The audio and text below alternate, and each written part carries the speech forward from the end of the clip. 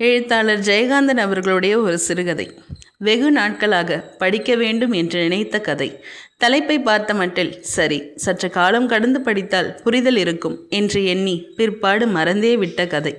வயது 30 கடந்தாயிற்று. இது போதாதா என்று நினைவு வந்து படித்தேன். தலைப்பு: அந்தரங்கம் புனிதமானது. ஆம், இதுவே நான் காலம் தாழ்த்தியதற்கான காரணம். எத்தனை எதிர்பார்ப்புடன் படிக்கத் தொடங்கினேனோ, முடிக்கும் பொழுது அவ்விதம் திருப்தி ஏற்படவில்லை. கதையை சுருக்கமாக சொல்கிறேன்.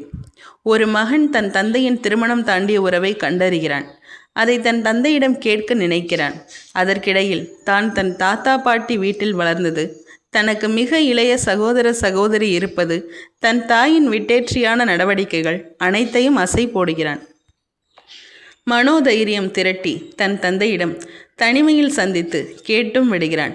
எவ்வித குற்ற உணர்வும் இன்றி தன் மகனிடம் என் அந்தரங்கத்தில் தலையிட உனக்கு உரிமை இல்லை என்று கூறுகிறார்.